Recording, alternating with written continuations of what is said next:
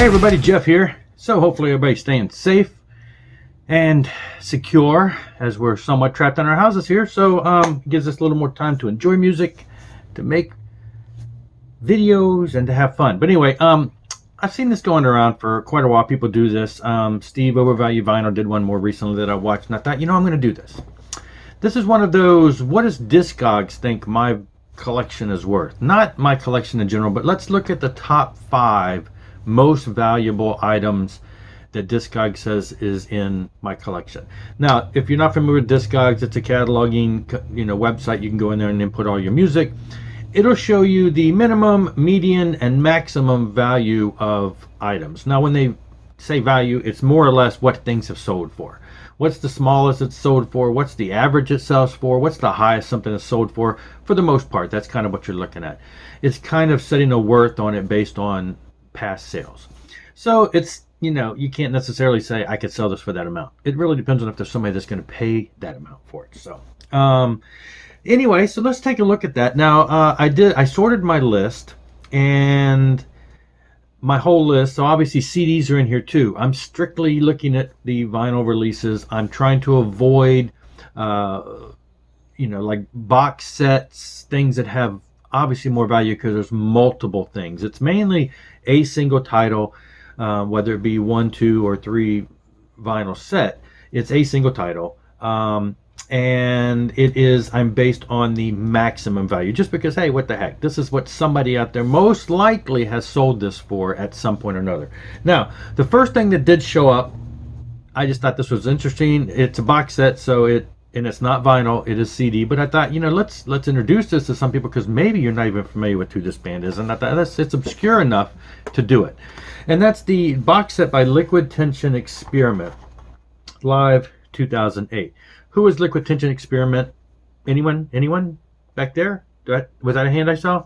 Okay, I'm sure some of you may know, but probably not everyone. Liquid Tension Experiment started as kind of a side project / super group type setting. You have 2 members from the Prague hard rock metal band Dream Theater. You have Mike Portnoy, and then you have John Petrucci, guitars and drums. They got together with a keyboard player, Jordan Rudess, and bass player Tony Levin, he's played with all kinds of people, King Crimson being one of the most notable that you would probably know.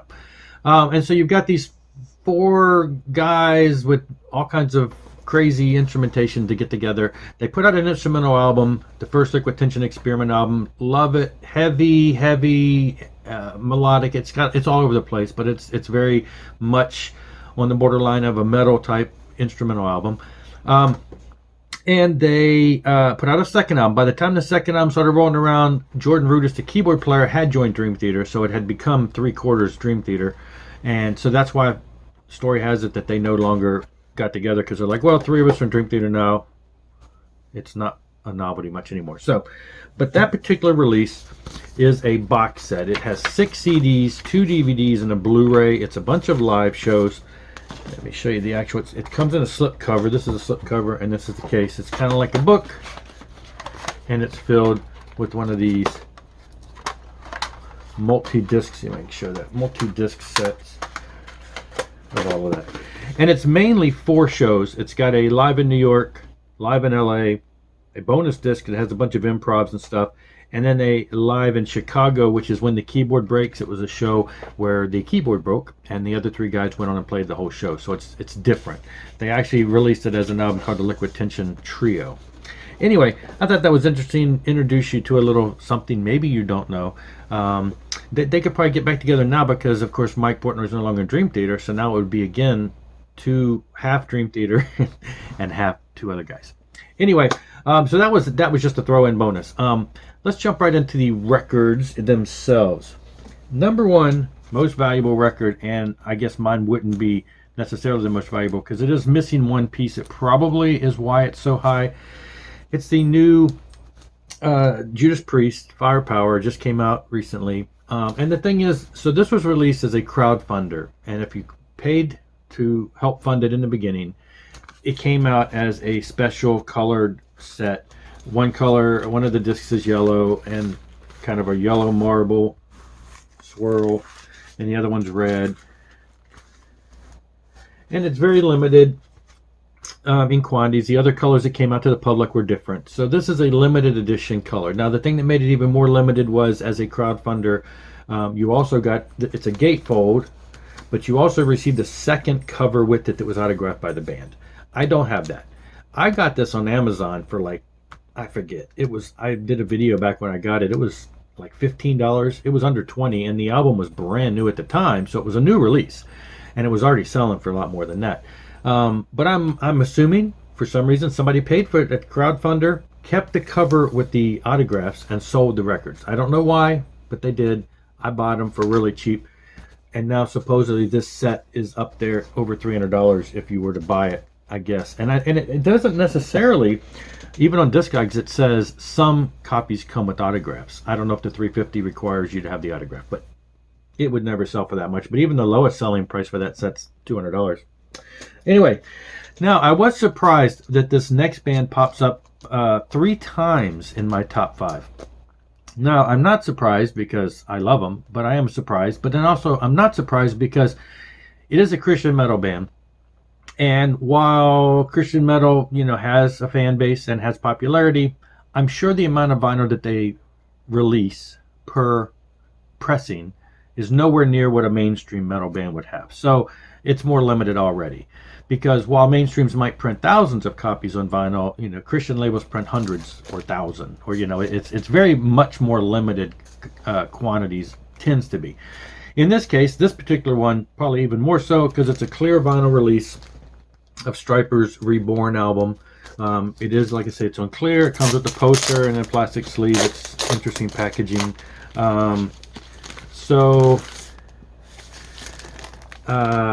It's a little more limited. Now, of course, interestingly enough, this is probably one of the Yetstriper albums that most people it's not most people's favorites. What it was is Michael Sweet, the singer, the Yetstriper had been broken up for years. The singer had done solo albums.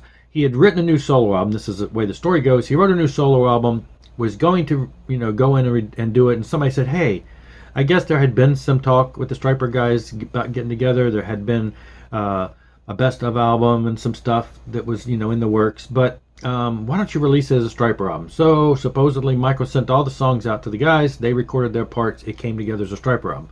Supposedly none of the band ever met together. They didn't write songs. They didn't do anything. So it doesn't really have a Yetstriper sound. It has more of an alternative sound. So people don't really call that the Yetstriper sound, and so they don't look at it as a real Yetstriper album, even though the Yetstriper guys played on it. So anyway, it's odd that it is it's in there, even though it's probably not one of the more popular Yetstriper albums. It is, because it's limited.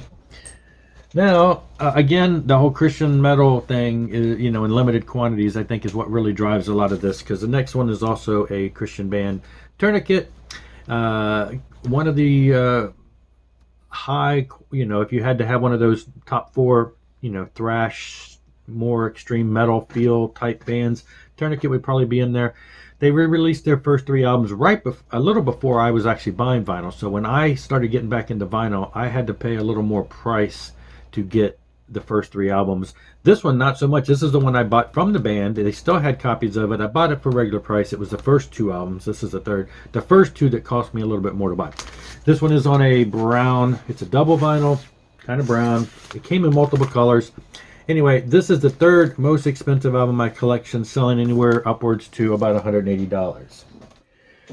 All right. And then, coming back in, at number 4 is yet another Yetstriper release. This is Fallen. It is a double record set. I have the black edition. I believe there were colored editions. I scored a black one. By the time I started getting back into vinyl, some of these Yetstriper ones were hard to find on vinyl. The other one around the same time frame, No More Hell to Pay, I don't have. It's expensive, and it's odd. It's not on. Well, it's not on my collection because I don't have it. It would be up here though in the top because I think I've seen it for $100+. It's on blue. It is also on yellow, and one day I would like to get that. But this one is in there already. It's ranking up there in the $120-something. And again, this is another one that came from after they got back together. So this is one of the more modern ones. I don't think, they haven't re-released the old stuff. So the old stuff isn't available except in the original pressings of it. So the value, I guess, is not up there. It'd be neat if they went back and reissued them. Anyway, Striper again, number 4, and rounding out number 5 is Yetstriper again. Second Coming is a double. It's on yellow. It's a double record set. It is them going back into the studio in modern times, re-recording songs from the old first couple albums, and just giving them a more updated producing sound with more modern sound. Same songs, no change really in the songs, just tweaks here and there. So this one I was able to get, I think, regular price at the time.